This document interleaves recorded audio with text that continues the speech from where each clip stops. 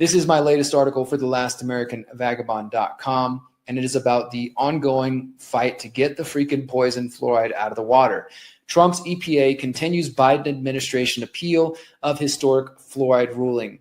And I told you guys this was coming up. So this is just another example. If you pay attention to my work in the conscious resistance, you get the news before it happens, because we dig deep and we don't just repeat mainstream garbage that you could read on your own.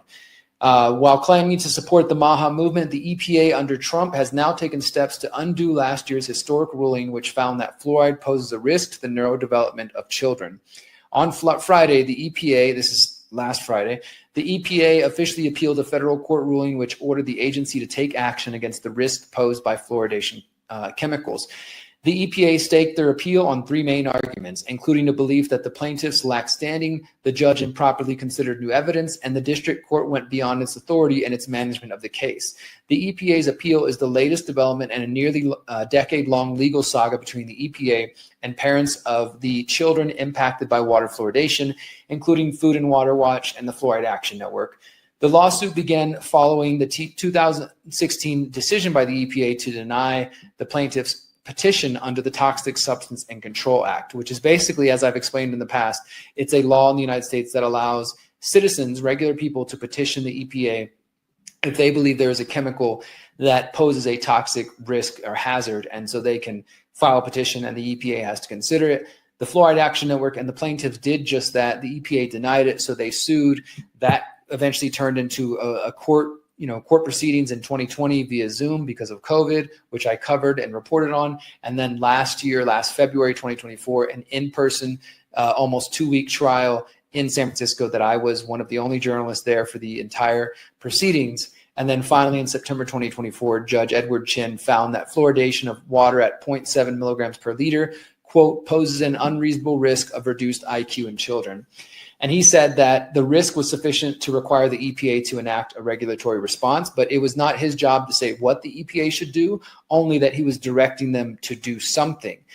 And instead, what happened was the Biden administration, in their final days, the EPA under Biden, they initiated an appeal.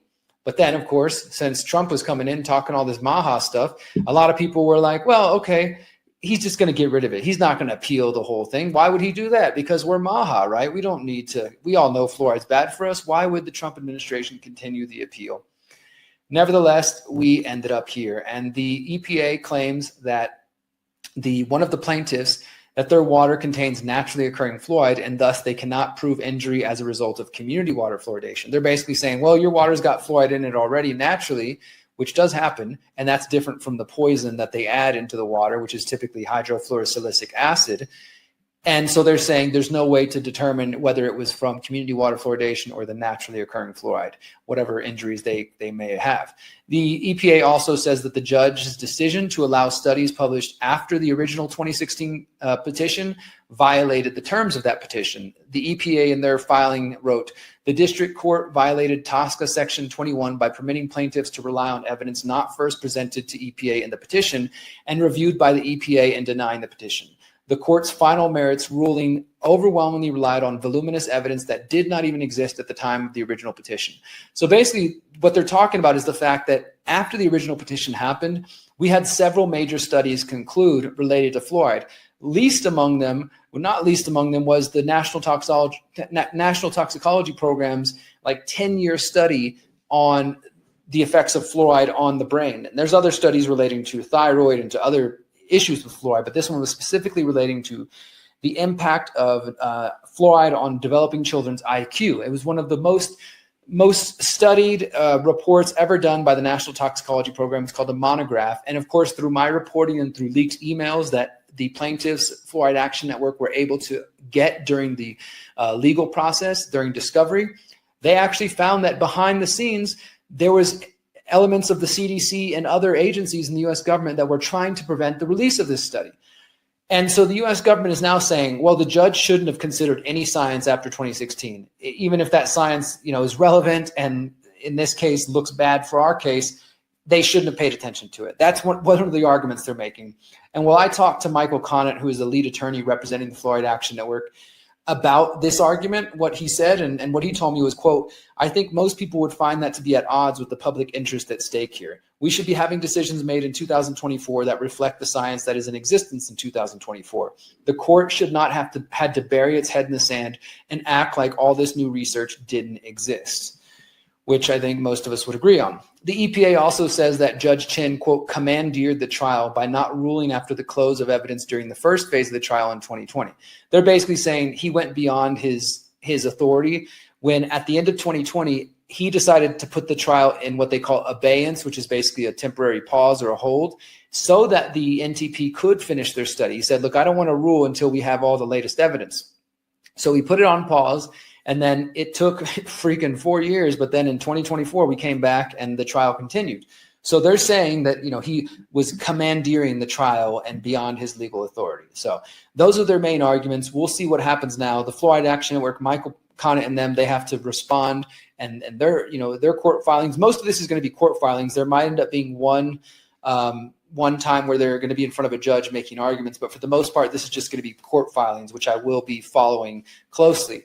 Now, a lot of people who supported the Make America Healthy Again movement, which was spearheaded by Robert Kennedy, Secretary of the HHS, they've been critical of the EPA's decision to appeal this ruling, especially because back in April, Kennedy and the EPA Administrator Lee Zeldin, they went to Utah and they announced that they were going to do an, quote, expeditiously review new scientific information on potential health risks of fluoride in the drinking water.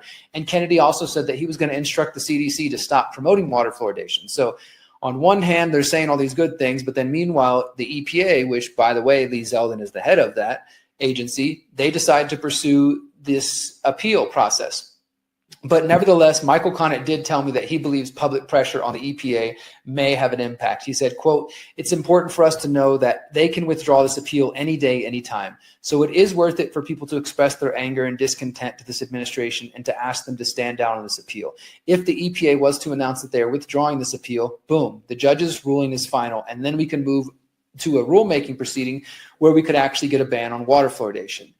So I know that this is surprising to some people, but as I put in this article, this is just the latest request of the Trump administration. To me, this was pretty obvious that they were going to be going in this direction. And this is because despite any potential positives that have come out of MAHA in the last 6 months, 7 months, I know it's still early, but they're moving pretty fast. And so there's a lot of bad to look at and a few good things. Like, okay, they're going to get rid of red food dye. They're going to get rid of thimerosal in vaccines. That's great. But meanwhile, in the first 6 months, Trump's Food and Drug Administration has approved 3 mRNA injections, most recently COVID injections for 6-month-old children.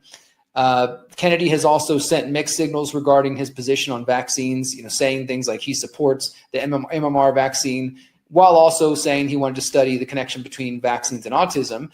And as I said, promoting the MMR injection that he previously spoke against. And then just this last week, the U.S. House of Representatives approved a measure which would actually keep the EPA from labeling pesticides. So I know that that's not all directly under the responsibility of Kennedy, but it does show that the Trump administration is not united on the so-called MAHA agenda. And in some ways, it's more of business, business as usual, more of the same. Nevertheless, you guys can count on me. You know that I will continue to report on this story because fluoride is something that I've been researching since 2010. And obviously, I became fairly well known for my reporting on the fluoride trial because I was the only person there.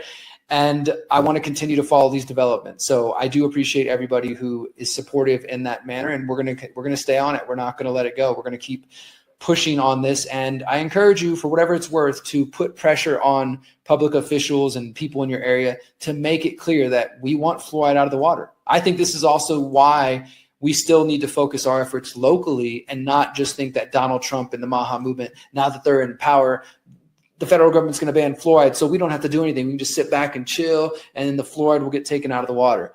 I think we should follow the example of activists like Justin Harvey in Florida, who I interviewed a couple months ago, and he told me how he has basically helped Florida get rid of fluoride out of so many different cities and counties, even before they did a statewide ban. And I believe even if the state hadn't taken that step, Justin and his allies, they would have eventually got fluoride banned county by county, city by city, state, eventually the entire state.